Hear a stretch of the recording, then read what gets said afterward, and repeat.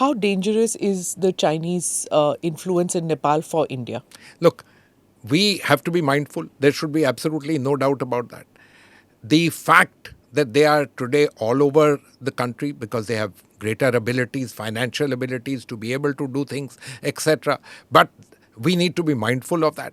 My answer to all of this is that you need to recognize a much more challenging environment in the border with Nepal and with Nepal in general, and therefore step up action with Nepal. This is a time for us to step up because we have so many natural positivities with Nepal. We need to work. We need to understand that there will be challenges, and it's not just the Chinese. Believe me, perhaps your greater challenge at the moment, China is a natural geography. We have no choice but to have this challenge, is the westernization in Nepal and the fact of Christian missionaries in Nepal, which are also being propagated by South Korean missionaries. So when we add all of these, it is a heady mix, and I'm leaving out Pakistan and whatever little they may be doing. This is a heady mix, and it requires, in my opinion, much more interaction, much more willingness to, reach out to those people, develop links, etc., no matter that they exhibit a degree of making you feel frustrated, etc. That's par for the course. It is, in my understanding, extremely important for us to engage with Nepal because in various ways, societally, don't we feel good? Isn't there this commonality? It's our people. And so, therefore, it means that for our governments also, you need to go more than the extra mile. Okay, when you're talking about westernization, the impact of that you're talking just culturally, or can there be more than that happening in Nepal? For example, if I was to just say that we probably didn't see this happening, or we left some doors open, or we had all our eggs in one basket when it came to Sheikh Hasina in Bangladesh, and we didn't see that Muhammad Yunus is going to be this kind of a challenge to India strategically, or whatever you want to call it. What happens in Nepal? If you're saying there's such a Western influence in Nepal, so we have the China angle to it, we have the Western angle to it, we have that missionary angle to it. It's a heady mixture that you're talking about. It is. You perhaps are not aware that, while Afghanistan was still brewing, etc., the fact was that the Nepalese had the second largest concentration of global NGOs in Asia after Afghanistan. And you can see this all over the place. So it is a heady mixture. There's no doubt about it. And I think one needs to recognize that we and the Western world are not necessarily on the same side on everything. Let's take this very simple case. This business of what would we like. All of us would say if Nepal, in some senses, reinforces the fact that it's a Hindu country, we'd feel more comfortable. We'll feel much better. Isn't it? Why?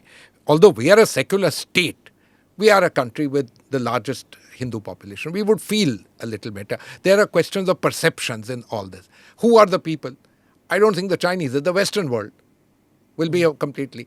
And some of these ideas that happened at the time of the adoption of the constitution, I mean, without doubt, whether the people had studied in India, whether they had gone anywhere, these are ideas which have come even to us from the Western world. That's how these developments have happened. But they are now a fact and reality.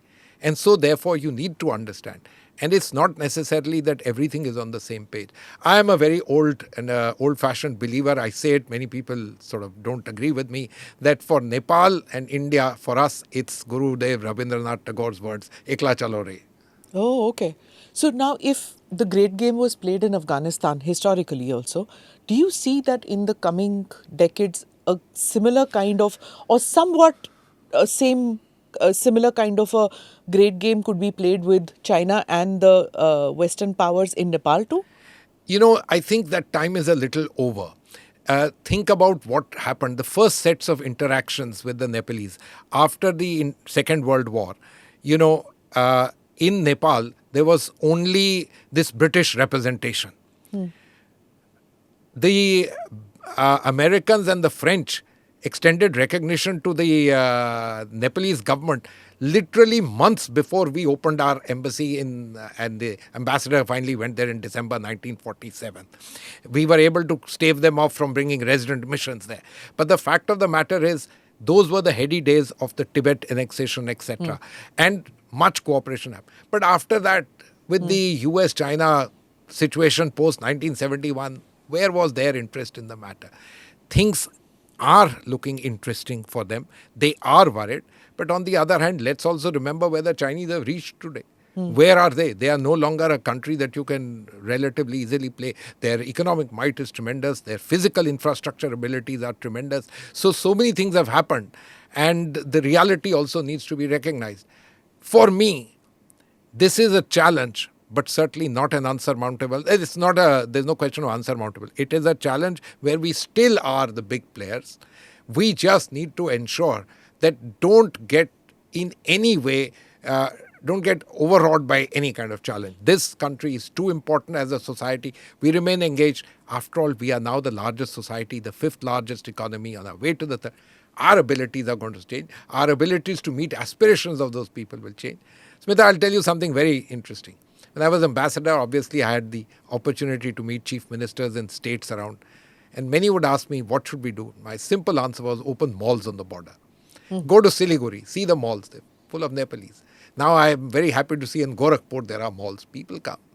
Keep this connect And there was a alive. time where Indians used to go to Nepal to buy So this is jeans. very Khareedne. interesting. My first Levi's came from Nepal, if I'm not mistaken. Don't worry, so did mine. Yeah. At the end of my school and between college, there were 6 months and two of us kind of trekked our way all the way to Kathmandu.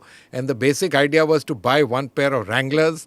And to have milk made, Yes. this condensed milk, which was very expensive. You're talking of the 1980s or, late 70s, I'm guessing. Late 70s. I'm Late a little 70s. older than all of them. Yeah. But why is the change? Because we made policy interventions. We are no longer a protectionist society.